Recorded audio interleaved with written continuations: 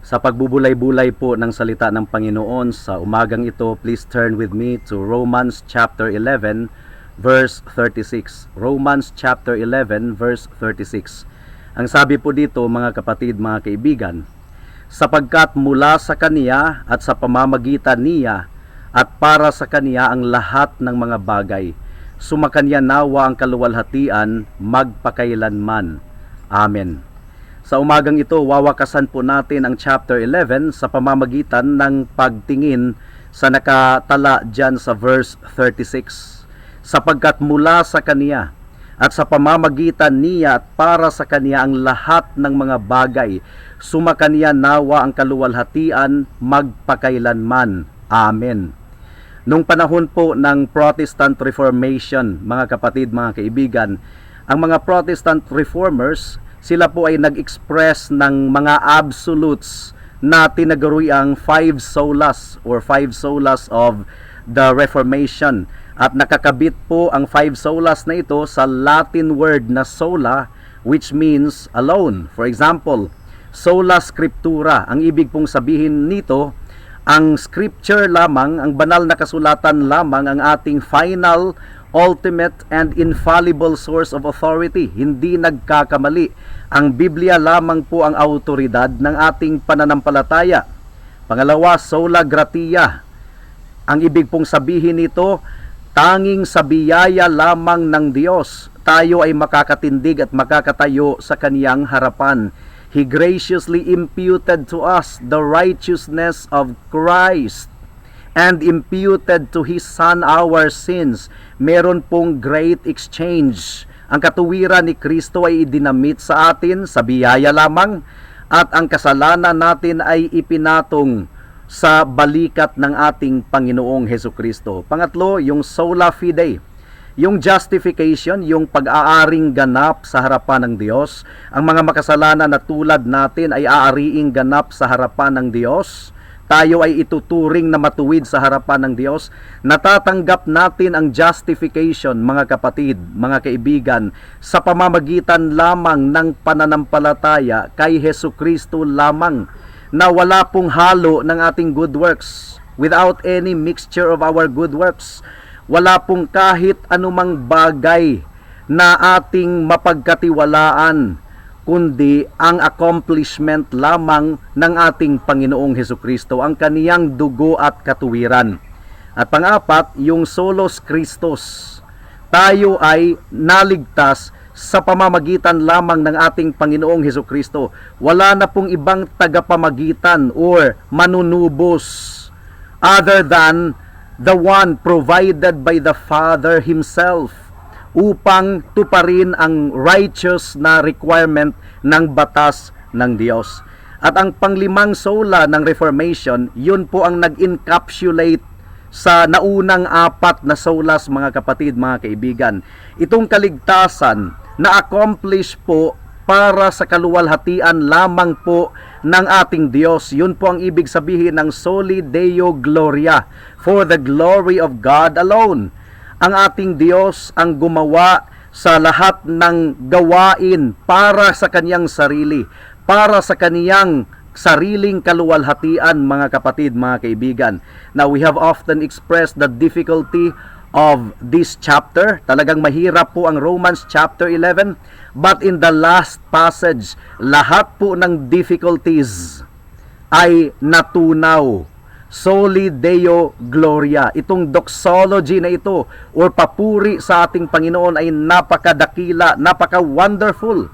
Si Charles Spurgeon po, mga kapatid, mga kaibigan, 120 sermons ang kaniyang naipangaral sa Book of Romans, pero isang sermon lamang ang kaniyang naipangaral sa chapter 11. Siguro ay iniwasan niya ito or wala na siyang oras, pero ang bukod ang nag-iisang sermon na preach ni Charles Spurgeon from Romans chapter 11 ay itong verse 36. Kaya sa umagang ito, wakasan po natin ang ating pag-aaral sa chapter 11 with this glorious subject of Soli Deo Gloria, para sa kaluwalhatian lamang ng ating Diyos. Meron pong dalawang bahagi ang ating pagbubulay-bulay sa umagang ito. Una, the general message, ang kabuuang mensahe. Pangalawa, the specific focus. Tayo po muna ay humiling ng tulong sa ating Panginoon sa panalangin. Let us pray. Salamat po aming Diyos sapagkat walang imposible sa inyo. Nagkaroon pa rin ng paraan upang ang inyong lingkod ay makapagbahagi ng inyong salita sa congregation sa umagang ito. At hinihiling po namin ang pagkilos ng banal na Espiritu. Nawa po ang technology ay walang magiging sabit sa pagbubulay-bulay ng inyong salita. Tulungan po ninyo ang bawat isa sa amin, O Diyos. Ito po ang aming samot dalangin sa pangalan ni Jesus. Amen. The general message. Ang lahat ng mga bagay ay para sa kaluwalhatian ng Diyos. That's the general message. Lahat ng mga bagay dito sa mundo ay para sa kaluwalhatian ng ating Diyos, sapagkat mula sa Kanya at sa pamamagitan niya at para sa Kanya ang lahat ng mga bagay, sumakanya nawa ang kaluwalhatian magpakailanman. Amen. Ito'y sapagkat ang ating Diyos ang may akda sa lahat ng bagay. God is the source of all things. God is the ultimate cause of all things. Ang Diyos po, mga kapatid, mga kaibigan, ang tanging rason or ang ultimate reason para sa lahat ng mga bagay ay wala nang iba kundi ang ating Diyos. Lahat po ng layunin ng Diyos ay itinalaga niya from eternity in His eternal counsel. At ang ultimate end, ang ultimate purpose ng Diyos sa lahat ng mga bagay ay matatagpuan po sa verse 36, He does all things for His own glory. That's general. All things, lahat po ng bagay. Ang sabi po ng Isaiah chapter 48 verse 10 to 11, ang sabi po dito, dinalisay kita, ngunit hindi tulad ng pilak. Sinubok kita sa hurno ng kapighatian. Alang-alang sa akin, aking gagawin iyon, sapagkat paanong lapastanganin ang aking pangalan, at ang kaluwalhatian ko sa iba'y di ko ibinigay. Meaning to say, ang kaluwalhatian po ay sa Panginoon lamang. He will not allow the glory to be given to another. Lahat po ng nilikha, lahat po ng sangkalikasan ay nag-i-exist upang i-display ang kaluwalhatian ng ating Diyos. Ang buhay mo, kaibigan, ang buhay ko, lahat ng mga bagay dito sa mundo ay nag-i-exist for the glory of God. Lahat ng pangyayari sa kasaysayan ay nag-a-unfold ng kaluwalhatian ng ating Diyos. At hindi lamang source ang ating Diyos sa lahat ng bagay. Siya din ang means. Siya din ang nagsusustain. Hindi lamang ang Diyos ang originator sa lahat ng mga bagay, pero ang Panginoon din ang nagsusustain. At hindi lang siya nagsusustain, siya din po ang namamahala sa lahat ng mga bagay. Now, in the special case of the believers in the Lord Jesus Christ, hindi lamang niya niloob ang ating kaligtasan, kundi through their regenerated will, He gives them the power to believe and persevere. Nanggagaling ito lahat sa ating Panginoon. Ang lahat ng mga niligtas ng Diyos ay iniingatan niya sa pamamagitan ng kaniyang kapangyarihan at sa pamamagitan ng pananampalataya kay Kristo lamang para sa ating kaligtasan. In other words, God works all things to His own glory. Lahat ng detalye sa buhay mo, kapatid, kaibigan, ay in-establish ng ating Diyos para sa kaniyang kaluwalhatian. Wala pong exception. Kung kailanman, or kung saan, or paano ka isinilang dito sa mundo, lahat ng iyon ay para sa kaluwalhatian ng ating Diyos. Lahat ng detalye ng ating pisikal na katawan ay para po sa kaluwalhatian ng ating Diyos. Straight yung buhok natin, kulot yung buhok natin, matangkad ba tayo, katamtaman lang ang height, or medyo maliit ang ating height, mga kapatid, mga kaibigan. Lahat ng yan ay dinisenyo ng Diyos para sa kaniyang kaluwalhatian. Kaya insulto po sa ating Panginoon kung nagrereklamo po tayo sa ating physical na composition. Ang sabi po ng Exodus chapter 4 verse 11, malinaw po, please turn there. Exodus chapter 4 verse 11, sinabi sa kaniya ng Panginoon, Sino bang gumawa ng bibig ng tao?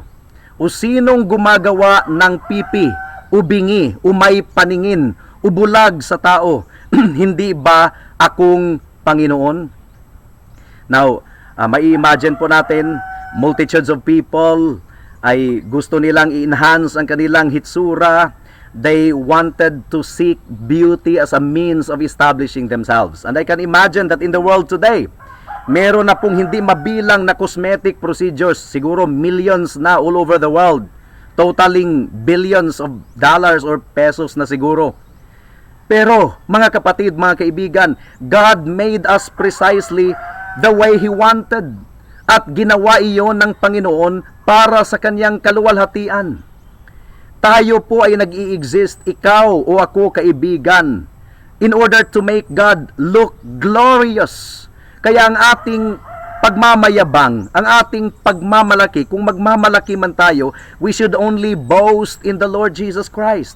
Kaya ang tanong dito, mga kapatid, nakikita mo ba ang purpose sa buhay mo dito sa mundo? And that is to bring God the glory. What is the chief end of man? The chief end of man is to glorify God and enjoy Him forever. Now, totoo po na ang Diyos, ultimately ang Diyos ay tatanggap ng kaluwalhatian sa lahat ng kaniyang mga nilikha. All men, I say all men, without exception. Hindi natin yan ma-imagine. All men po ay magbibigay kaluwalhatian sa ating Panginoon. And God will even be glorified in the judgment of the wicked. Kahit sa pagbigay paghahatol ng Diyos sa mga masasama. All men, no exception. Kabilang ang mga masasama, naluluwalhati ang Panginoon kung hahatulan na sila ng Diyos. Maluluwalhati ang hustisya ng ating Diyos. Ipaniliwanag po yan sa Exodus chapter 14 verse 17. Ang sama-sama ni Pharaoh, matigas talaga ang kanyang puso. Pinatigas niya ang kanyang puso, and as a judicial abandonment, judicial judgment, verdict, mga kapatid, pinatigas ng Diyos ang kanyang puso. Exodus chapter 14 verse 17. Ano ang layunin sa lahat ng mga bagay na yon? Ang sabi dito, aking papagmatigasin ang puso ng mga Ehipsyo upang sundan nila kayo at magkakaroon ng karangalan kay Faraon at sa buo niyang hukbo. At ako'y magkakaroon ng karangalan kay Faraon at sa buo niyang hukbo, sa kaniyang mga karwahe at sa kaniyang mga mangangabayo. So, who ultimately received the glory sa katigasan ng puso ni Pharaoh? Ang kapangyarihan po ng Diyos. Romans chapter 9 verse 17, binanggit po yan ni Apostle Paul, sapagkat sinasabi ng kasulatan kay Faraon, dahil sa layuning ito ay itinaas kita, upang aking maipakita sa pamamagitan mo ang aking kapangyarihan, at upang ang aking pangalan ay maipahayag sa buong lupa. Now, the Bible tells us na sa araw po ng paghahatol, mga kapatid, mga kaibigan, every knee will bow and every tongue shall confess that Jesus Christ is Lord. Kaya sinabi po natin kanina, ultimately, all men, all creatures, wala pong exempted, magbibigay sila ng kaluwalhatian sa ating Panginoon. Kaya sa mga mananampalataya, kahit sa ating buhay ngayon, isaalang-alang po natin, meron po tayong katungkulan na i-declare ang kaluwalhatian ng ating Diyos sa ating buhay ngayon. Yun ang sinabi po ni Apostle Paul sa 1 Corinthians chapter 10 verse 31, na kahit simpleng pag-inom ng tubig ay gagawin natin ito sa kaluwalhatian ng Diyos. Ang sabi po dito, kaya kung kayo man ay kumakain, umiinom o anuman ang inyong ginagawa, gawin ninyo ang lahat sa ikaluluwalhati ng Diyos. Kaya ang kaluwalhatian po ng Diyos, ang goal sa lahat ng mga bagay na ating gagawin. Everything we do is a reflection of our view of God. Lahat ng ating ginagawa, refleksyon yan sa ating pananaw at paningin sa Diyos. Now, bilang mga mananampalataya kay Kristo, naniniwala po tayo dahil binigyan tayo ng bagong puso ng Diyos. Bilang mananampalataya kay Kristo, lahat ng ating hangarin ay upang i-demonstrate sa lahat ng mga tao ang kadakilaan ng Diyos sa ating buhay. Pakinggan po natin si John Calvin. Ang sabi po ni John Calvin, "There is no part of our life or conduct, however insignificant, which should not be related to the glory of God." Kahit ang pinakamaliit na bagay ay dapat ay sa kaluwalhatian lamang ng ating Panginoon. Concern po ang Diyos sa lahat ng detalye ng ating buhay. Kasi lahat po ng ating ginagawa ay meron pong moral aspect. Kahit ang ating iniisip ay napakahalaga sa harapan ng Diyos. Philippians chapter 4 verse 8. Please turn there. Ang sabi po dito, Philippians chapter 4 verse 8, "Kahuli-hulihan, mga kapatid, anumang bagay na totoo, anumang bagay na kagalang-galang, anumang bagay na matuwid, anumang bagay na malinis, anumang bagay na kaibig-ibig, anumang bagay na kapuri-puri, kung mayroong anumang kagalingan at kung may anumang nararapat papurihan, ay isipin ninyo ang mga bagay na ito." So we have the responsibility to fill our minds with things that give glory to God.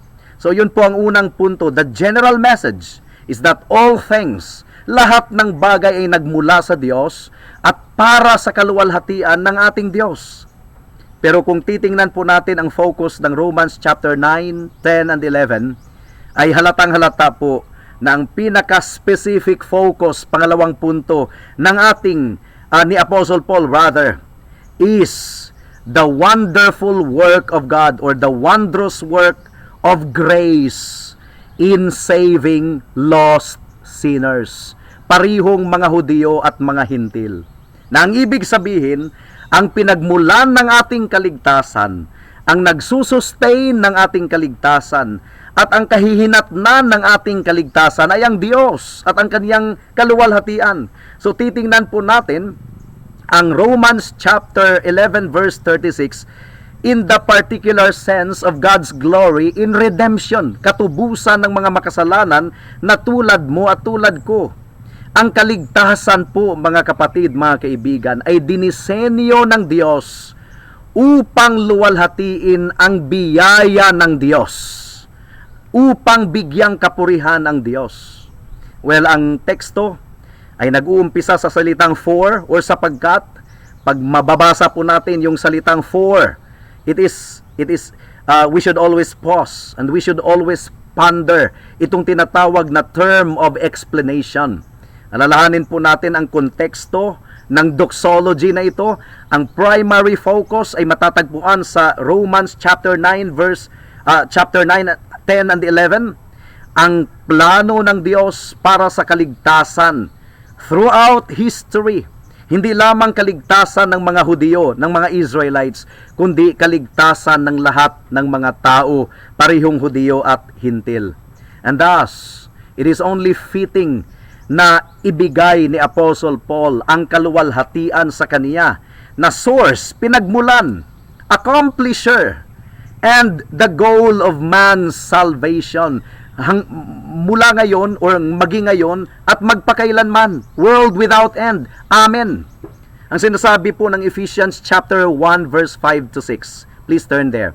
Ephesians chapter 1 verses 5 hanggang sa 6. Ang sabi po dito, "Tayo'y itinalaga sa pagkukup-kup upang maging kaniyang mga anak sa pamamagitan ni Hesukristo, ayon sa kabutihan ng kaniyang kalooban, para sa ikapupuri ng kaniyang maluwalhating biyaya na ipinagkaloob niya ng walang bayad sa atin sa pamamagitan ng minamahal." You see? Para sa kaniyang kaluwalhatian, mga kapatid, mga kaibigan.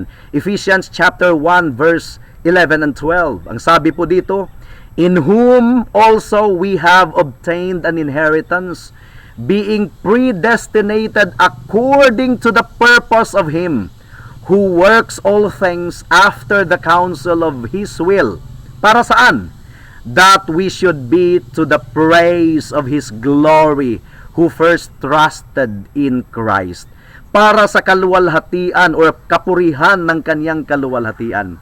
In other words, mga kapatid, everything about salvation has its focus upon God. Hindi po ito nakatuon sa tao. It's not all about man and what he receives from God. But it's all about God and His glory. Salvation is all about God. Pinadala ng Diyos ang kanyang bugtong na anak upang bilhin ang ating kapatawaran o ang ating pardon. Ang Diyos lamang ang mapurihan. Ang Diyos lamang ang maitaas. Sino ba ang makapag-accomplish sa gawain ng ating Panginoong Hesukristo? Si Kristo lamang po ang may kapangyarihan na inumin ang kopa ng puot in behalf of sinners or on behalf of sinners. Wala na po tayong maidadagdag sa accomplishment ng ating Panginoon doon sa cross ng Kalbaryo. At ang kaligtasan ay nagdidemand na magtiwala lamang tayo kay Kristo. Ang focus po ay na kay Kristo at ang Diyos lamang ang tumatanggap ng lahat ng kaluwalhatian. Now, i-consider po natin ang ating kaligtasan. Paano ba tayo ipinanganak dito sa mundo? We were born spiritually dead. Ipinanganak tayo na patay sa kasalanan. And this means we are completely dead to spiritual things. Well, buhay ang ating katawan. Kumakain tayo ng litson, kumakain tayo ng kanin, kumakain tayo ng mga merienda. But we are completely dead to spiritual things. Malinaw po yan. 1 Corinthians chapter 2 verse 14. Ang sabi po dito, ngunit ang taong hindi ayon sa Espiritu ay hindi tumatanggap ng mga bagay ng Espiritu ng Diyos, sapagkat ang mga iyon ay kahangalan sa Kaniya, at hindi niya iyon nauunawaan, sapagkat ang mga iyon ay nauunawaan sa pamamagitan ng Espiritu. So you see, kahangalan ang mga bagay patungkol sa Espiritu para sa atin dahil ang ating puso ay masama. Ipinanganak tayo na meron pong sin nature and we are not able to fulfill the demands of the law. Dinidescribe po ng Biblia na tayo po ay napalibutan ng kadiliman at tayo po ay in love sa kadiliman. Yun po ang description ng banal na kasulatan sa atin. Now, in other words, ang kaligtasan po ay nagdidemand ng makapangyarihang pagkilos ng Diyos. Kaya marahil ay narinig na po ninyo ito. Ang salvation po ay monergistic. Ang ibig sabihin ng monergistic, God works alone in our salvation. Ang Diyos lamang ang kumikilos sa ating kaligtasan. Wala po tayong contribution. We contribute nothing. Sapagkat ang patay na tao ay hindi niya kayang iakyat ang kanyang daliri. Ganon din ang ating patay na kaluluwa. Wala tayong magagawa kung hindi binuhay ng Panginoon ang patay nating kaluluwa. Salvation is completely a work of God's grace alone. Sa kaligtasan po, nagpiperform po ng miraculous transformation ang Panginoon sa isang makasalanan. Now, dinidescribe po ito as a whole creative work of God. Whole creative work of God. 2 Corinthians chapter 4 verse 6. Ang sabi po dito sa 2 Corinthians 4:6, sapagkat ang Diyos ang nagsabi, magningning ang ilaw sa kadiliman, na siyang tumatanglaw sa aming mga puso upang magbigay liwanag sa pagkakilala sa kaluwalhatian ng Diyos sa mukha ni Hesukristo. So you see, madilim ang ating puso, nangusap ang Diyos ng liwanag, at ito po ay nangyari. Merong radical change. 2 Corinthians chapter 5 verse 17, kaya't kung ang sino man ay na kay Kristo, siya'y bagong nilalang. Ang mga lumang bagay ay lumipas na. Tingnan ninyo, ang lahat ay naging bago. So ang kaligtasan po ay nag-uumpisa sa bagong kapanganakan, new birth. The powerful work of the Holy Spirit na ang tawag po ay regeneration. At ito ay makapangyarihang pagkilos ng banal na Espiritu sa puso ng taong patay sa kasalanan. Ephesians chapter 2 verse 4 to 5. Please turn there. Ephesians chapter 2 verse 4 to 5. Ang sabi dito, ngunit ang Diyos, palibhasa'y mayaman sa awa dahil sa kanyang malaking pag-ibig sa atin. Maging noong tayo'y mga patay sa pamamagitan ng ating pagsuway, binuhay niya tayo kay Kristo. Sa pamamagitan ng biyaya, kayo'y naligtas. You see? Again, ano ba ang magagawa ng patay na kaluluwa upang tulungan ang kanyang sarili? Maari bang buhayin ng patay ang kanyang sarili? Kaya ang sabi po sa John chapter 3 verse 3, sumagot sa kanya si Jesus, katotohanang sinasabi ko sa iyo, malibang ang isang tao'y ipanganak na muli ay hindi niya makikita ang kaharian ng Diyos. Unless one is born again, he cannot see the kingdom of God. Now, sa wikang Griego, ang salitang born ay aorist passive po ito.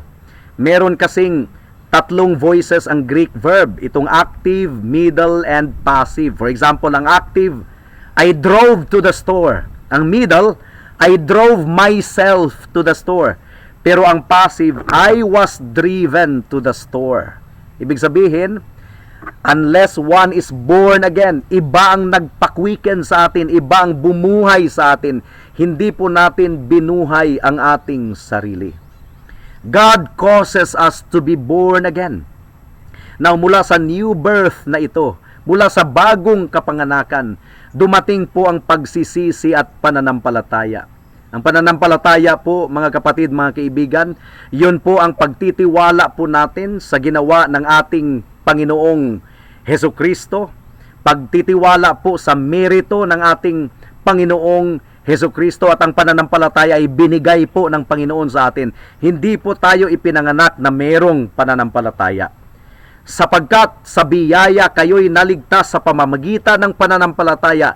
At ito, ano itong ito? Yung pananampalataya, ito'y hindi sa pamamagitan ng inyong sarili, ito'y kaloob ng Diyos.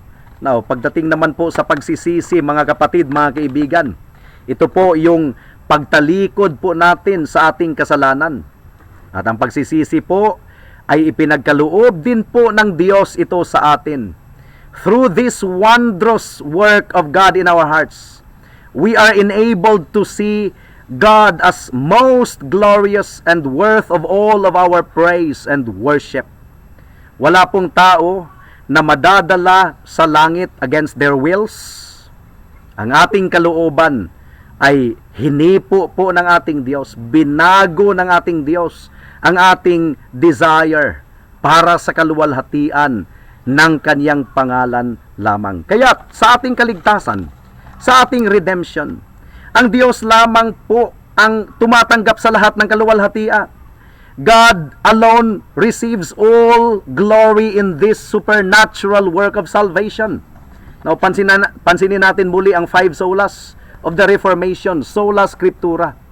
God alone has sent forth His own revelation, at ginagamit ng Panginoon ang revelation na ito powerfully para sa ating kaligtasan. God alone receives the glory. Now, sola gratia, grace alone. Ito ay sa pamamagitan lamang ng biyaya, mga kapatid, mga kaibigan, that we are able to stand before Him. So, God alone receives all the glory. Ano pa? Sola fide, faith alone. Ang justification po ay natatanggap natin sa pamamagitan lamang ng pananampalataya kay Kristo without any mixture of our good works. God alone receives all the glory. Ano pa? Solos Christus. Si Kristo lamang ang sinugo ng Diyos Ama upang tuparin ang lahat ng matuwid na hinihingi ng batas, upang iligtas ang mga tao mula sa kanilang kasalanan. So, God alone receives the glory. It is all of Him. Ito ay para lamang sa Kanya. This plan came from God. Hindi po ito idea po ng tao, mga kapatid, mga kaibigan. Hindi po natin sinabing, uy, nagalit po ang Diyos sa atin, we offended God. Kailangan nating maghanap ng paraan upang mapanumbalik tayo sa Kanya. So, mag-work out tayo ng plano upang bumalik tayo sa Diyos. No. In our spiritual indifference and death, wala po tayong pakialam sa kaligtasan, mga kapatid, mga kaibigan. And kahit meron tayong pakialam, hindi po tayo smart enough, hindi po tayo wise enough upang matupad po natin ang hinihingi ng Diyos. Kaya ang kaligtasan, it is all of Him. It is all through Him, sa pamamagitan lamang ng Diyos. And even if we had the plan, hindi rin po natin ma-carry out ang ating plan. Hindi natin maring bigyan ng kalayaan ang ating sarili mula sa kulungan ng kasalanan at katigasan ng puso. It could only happen through Him alone. And the great work of Jesus on our behalf is through Him that brings salvation. Ang kaligtasan ay sa pamamagitan lamang niya. It's not for me. It's not for you. It's all to Him. It's all to Him. Para sa Kanya lamang po, mga kapatid, mga kaibigan. It is to the praise of the glory of His grace. Kaya, ito ay para sa kaluwalhatian, ito ay para sa pleasure ng ating Panginoon kung bakit tayo nilikha. At kung bakit tayo niligtas ng Diyos, ito ay para sa Kanyang pleasure at para sa Kanyang kaluwalhatian. Kaya kung maunawaan natin ito, wala na pong ibang tugon ng ating puso, kundi siya po ay sambahin, siya po ay pasalamatan natin, at siya po ay luwalhatiin natin. Kadalasan kasi sa evangelism, nag-uumpisa sa tao, nag-uumpisa sa pangangailangan ng tao. God loves you and has a wonderful plan for your life.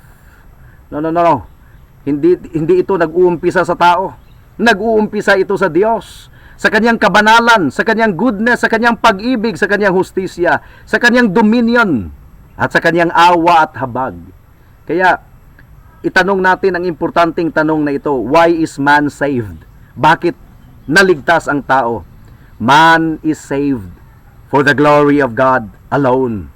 Kaya kapatid, make sure na natanggap mo ang awa ng Diyos sa pamamagitan ng pagsisisi sa kasalanan mo at pagtitiwala kay Kristo lamang bilang tanging Diyos at tagapagligtas. Niloob ng Diyos na marinig mo ang sermon na ito upang kung maramdaman mo ang bigat ng kasalanan mo, ang guilt mo, you can turn to Him at makilala mo ang awa at habag ng Diyos. Naway lumago tayo sa pagsamba sa ating Diyos. Naway pagbulay-bulayan natin ang dakilang kaligtasan na ipinagkaloob ng Diyos sa atin. At naway magpakumbaba tayo sa paanan ng ating Diyos at tagapagligtas. Para sa ating mga kaibigan, kung i-reject mo ang ating Panginoong Hesukristo, you are an enemy of God. Kaaway ka sa Diyos. Kaya hanggang ngayon, ang mga Hudiyo ay kaaway ng Diyos sapagkat ni-reject nila ang tagapagligtas na sinugo ng Diyos Ama. Right now, you are either the object of God's mercy sa pamamagitan ng pananampalataya kay Kristo, or ikaw ay kaaway ng Diyos, headed towards judgment sapagkat ni-reject mo ang ating Panginoong Hesukristo. Wala pong neutral ground. Walang neutral ground. The most loving thing na maaring sabihin natin sa iyo, kaibigan, is trust in Christ alone. And trust in Him today. Today. Trust in Him today.